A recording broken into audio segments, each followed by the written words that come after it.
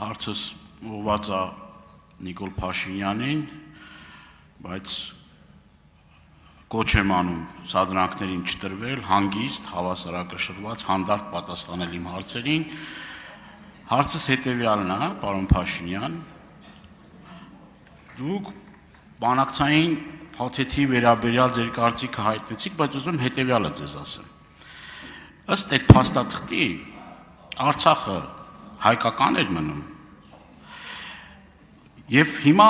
չոր մնացորդը հետևյալն է, որ Արցախում հայ չկա։ Ասում եք, բա ես վախեցել եմ,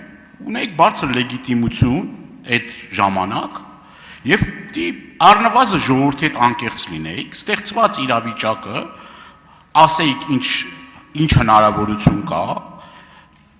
եւ դուք եք հրապարակում գոռում, ասում, որ տենց մի հարց չկա, որ առանց ձեզ չքննարկվի։ Եվ ասում եք նոր պատերազմ, նոր տարածքներ, ասում եք բանակցում ենք այն ինչ որ ուզում ենք բանակցել։ Եվ այս խոսույթով ամբողջ այդ ժամանակահատվածը հանդես եք գալիս։ Վերջում եղավ աղետալի մի պատերազմ, եւ գործընկերս ճիշտ ասեց, պատերազմից հետո էլ ասում եք Շուշի եւ Հադրութ դեօկուպացիա, դրա մասին եք խոսում։ Եվ դուք որպես ոչ թե որպես պարզ Հայաստանի Հանրապետության քաղաքացի, այլ որպես Հայաստանի Հանրապետության վարչապետ, պարտավոր եք այդ ռիսկերը գնահատեիք։ Պարտավոր եք ստեղծված իրավիճակում ճիշտ վերլուծություն անելու, հնարավորությունները գնահատելու եւ ինչքան էլ որ ցավոտ լիներ, այդ ցավոտ հարցերին պատասխանելու։ Դուք սովորական պարզ քաղաքացի չէիք։ Դուք Հայաստանի Հանրապետության վարչապետն էիք, եւ պատերազմից առաջ, եւ պատերազմից հետո։ Եվ այս հարցերի պատասխանը դուք տակ, մեր ժողովրդի, ինչքան էլ ձեր համար իդեպ ձեր դիմացի դրոշը ուղղեք թարս է դրած։ Հարցին կպատասխանի վարչապետ Նիկոլ Փաշինյանը։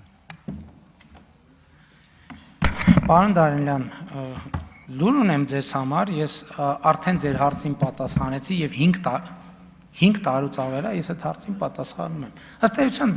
ձեր տված հարցերից չկա, որ ես նախկինում արդեն չեմ պատասխանել։ Ես բոլոր հարցերին պատասխանել եմ։ Ես հիմա կարող եմ ասել կոնկրետ հղումներ անել ազգային ժողովի, բայց ամենալավ հղման տեղը քննիչ հանձնաժողովի հրապարակային ելույթն է։ Հիմա որ ձեր հարցինի պատասխան կարդում եմ 2018 թվականի ապրիլի 17-ին Սերժ Սարգսյանի հայտարարությունը։ Այս առումով մենք դաս առաջին պետք է համարենք այն, որ այլևս գոնե շատ տևական ժամանակ, երբենք մենք չպետք է հույս փայփայենք, որ Ադրբեջանի ղեկավարությունը թողնելու է իր ուխտադրուժ մոտեցումները, թողնելու է իր ցանկությունը ուժով լուծելու Լեռնային Ղարաբաղի խնդիրը։ Երկրորդը, նույն հայտարարության մեջ, որ բանակցային գործընթացը լավատեսություն չի ներշնչում, ավելի ճիշտ կանգնած է, որովհետև Ադրբեջանի պահանջները անիրատեսական են եւ անընդունելի մեզ համար։ Այդ ինչից է ենթադրել, որ Ղարաբաղը այս տարբերակով կամ այն տարբերակով մնում էր հայկական։ Էլի եմ ասում, ցանկացած նախորդող շրջանում, եթե այդ լուծման տարբերակը կար, ձեր ղեկավարները թող լուծեին։ Թող լուծեին, չէ իրանք ասում են չնաշխարհիկ տարբերակներ, լսեք թող լուծեին։ Թող այս ինչ հայտարարությունը։ Այս ինչ հայտարարությունը 2018 թվականի ապրիլի 17-ին։ Եվ ես քիչ առաջում հարցին էի պատասխան ասում եմ, որ Ղարաբաղի հարցի բանակցային փաթեթը վերլուծվել է եւ իմ եզրակացությունը եկել է, որ Ղարաբաղի հարցի լուծման մասին չի սա։ Ղարաբաղի հարցը, որովհետև 1996 թվականին լուծվել պրծել է, մեզ ոչ մեկ դրա մասին չի ասել։ Խոսքը նրա մասին է, թե Հայաստանի պետությունը լինելու է, թե չի լինելու։ Մենք ընտրել ենք, որ Հայաստանի պետությունը լինելու է։ Դուք ուրիշ բան կընտրեիք։ Գիտեք, որ ուրիշ բան կընտրեիք, որովհետև նախորդող շրջանում հենց ուրիշ բաներ ընտրել եք։ Եթե ոչ դուք անձամբ, այլ են քաղաքական ուժերը կամ այն քաղաքական ուժը, որ ներկայացնում եք։ Մնացածը ոչ, էլի եմ ասում, այս բանակցային փաթեթի վերաբերյալ, դուք գործնականում ես համոզվեցի եւս մեկ անգամ նոր հարց չեք կարող տալ,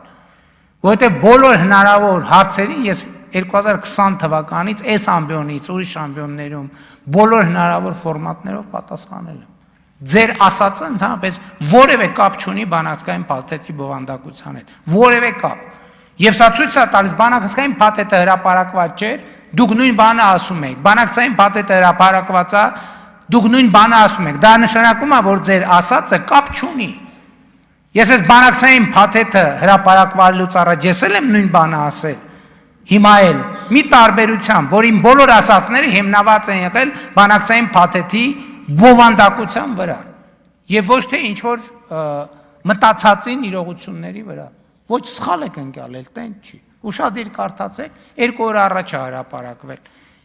Ես 7 տարի է կարդացել եմ այդ բանակցային փաթեթը։ Արձագանք։ Պարոն Փաշինյան, շատ բարձ հարց եմ տալի։ Ինչի՞ չեք ժողովրդին ասել բարձր լեգիտիմություն ունենալով, ինչի՞ չեք ժողովրդի հետ խոսել։ Ինչի՞ չեք ասել այդ ամեն ինչը, ենթադրյալ որ դուք ճիշտ եք ասում։ Խոսեիք մարդկանց հետ։ Եկել է հասել պատերազմի ժամանակ էլ ըստ օդում կախված տվյալների, այդ թեժ պահին պատերազմի ամենաթեժ պահին, որ մենք ծանր վիճակում ենք, դուք Շահումյան եք պահանջել։ Հիմա դուք պիտի գնահատեիք, մենք ինչքան ռեսուրս ունեինք, ինչքան հնարավորություն ունեինք, ինչքան զինտեխնիկա ունեինք, ինչքան կարողականություն ունեինք։ Այդ գնահատողը դուք եւ ձեր ղեկավարած կառավարությունը պետք է այդ գնահատականները տար։ Ինչի՞ եք գցում նախկինների վրա։ Լավ, նախկինները սխալներ են արել, միգուցե նաեւ մեր երազանքների փաստաթուղթը չի եղել նախկինների փաստաթուղթը, բայց ի վերջո դուք կրում եք պատասխանատվություն, դուք եք եղել Հայաստանի Հանրապետության վարչապետը եւ վերջում աշխարհում չկարգավորված տասնյակ չկարգավորված հարցեր կան։ Մերձդնեստր, Օսիա, չգիտեմ, Աբխազիա, Կիպրոս, Բաղեստին, տես կարամ երկար տվեմ։ Բայց ոչ մեկ չի մեղադրում ինձ, կլուծեի, որ լուծվելու լիներ միգուցե այդ ժամանակ լուծեին, բայց այդ բանակցությունները չեն հասցրել մի կետին, որ անբանակցելի լինեն, ոնց որ դուք եք անբանակցելի դարձրել։ Եվ այդ առումով Անջատեք պարոն Դանիելյանի խոսափողը։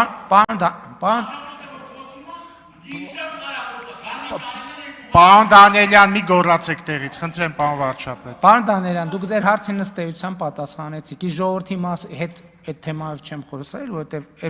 նոր ասում էի, որ 2019-ից հետո բա ինչ ենք արել։ Ուզեցել ենք հասկանալ, բովանդակությունը խորանալ, որ դա պարզ հարց չի։ Լևոն Տեր-Պետրոսյանն էր ժամանակին ասում էր, այս հարցին փորձագետի մակարդակով տիրապետում է 4 հոգի, 5 թե 4 հոգի։ Չեմ խոսացել, որովհետև այդ պահին անհրաժեշտ թվով, անհրաժեշտ ծավալի փաստեր եւ փաստարկներ չեմ ունեցել դրա մասին խոսալու, որովհետև իրադրության գնահատման փուլ ա եղել, դրա համար չեմ խոսացել։ Բա ինչ դուրս գամ մի անգամից արդեն բանը 2 անգամ կարտացած դուրս գամ եզրակացություններ անեմ։ Պարոն Դանիելյան, մի գոռացեք։ Կանչել ենք, նախկին արտգործնախարարին կանչել եմ մի ժամ թե 2 ժամ խոսացել եմ, տեսել եմ ոնց որ բանը ասուլիսում խոսալիսը լինի, էլ չեմ էլ հանդիպել, որովհետև եկել է նստել հեքիաթներ ա պատմել, ես կարդում եմ տեր իրա պատմած հեքիաթները իմ դրա առաջ դրած թղթի հետ կապ չունի։ Այս բան եմ ժամավաճառությամբ զբաղվեմ։ Եվ էլ եմ ասում, առաջին կարևորագույն փաստերից մեկը, որ արձանագրված ա եղել ինձ համար, արձանագրված ա եղել են, ես արդեն մեր գործընկերոջ հարցինի պատասխանացի, ասի, սա ի սկզբանե որոշված ռազմավարություն չի եղել, նոր ասցի։ Ասի ինտուիտիվ սկսել ենք ինֆորմացիան ստանալ մշակել, միջև են կետը, որ հասկացել ենք Ժորժյան, սա Ղարաբաղի հարցի մասին չի, Ղարաբաղի հարց չկա, Ղարաբաղի հարցը լուծված է, հիմա գնում է, թե Հայաստանը ում գրպանում պետք է լինի։ Եվ մենք այսօր ունենք լրջագույն պատմական ձեռքբերում, Հայաստանի Հանրապետությունը ոչ մեկի գրպանում չի։ Հայաստանի Հանրապետությունը ոչ մեկի գրպանում չի։ Հիմա դա ինչ որ մեկին դուր է գալիս, դուր չի գալիս։ Արդեն դա իրանցից կախված չի։ Հայաստանի Հանրապետությունը պետությունական երբևէ, անկախական երբևէ, ինքնիշխանական երբևէ։ Էս ենք մենք ասել ենք 2018-ին ասել ենք մեր ռազմավարական խնդիրը մեր պետության հարատևությունը ապահովելն է, գրավոր գրած է։ Մենք մինչև այսօր գնացել ենք, գնում ենք այդ ճանապարհով եւ հասել ենք որոշակի պոզիտիվ հանգրվանի այդ ճանապարհի։ Ուրիշ հիմա հետահայաց ես ասում եմ, որ ուրիշ ճանապարհ չկար։ Ուրիշ ճանապարհ ուղղակի չկար։ Հայաստանի պետության համար հեռանկար բացելու ուրիշ ճանապարհ պարզապես չկար։ 100 անգամ եմ ձեզ առաջարկել եմ, բայց ինչի՞ չեք համաձայնվում։ Հիմա էլ այսօր նույնիսկ հրապարակումից հետո բանը նրբություններ կա, հենց հրապարակային փաստաթղթերի մեջ գրած բաներ կա, որ ես հիմա հրապարակային չեմ կարող ձեզ ցույց տալ։ Հա? Որովհետև նպատակահարմար չի։ Խնդիրներ կառաջացնի միջազգային։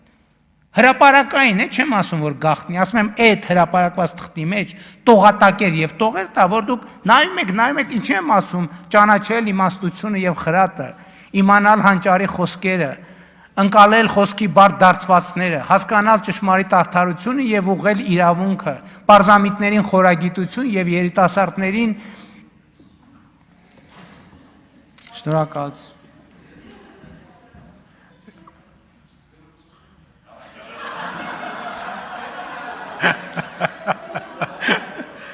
Լուսինե Բադալյան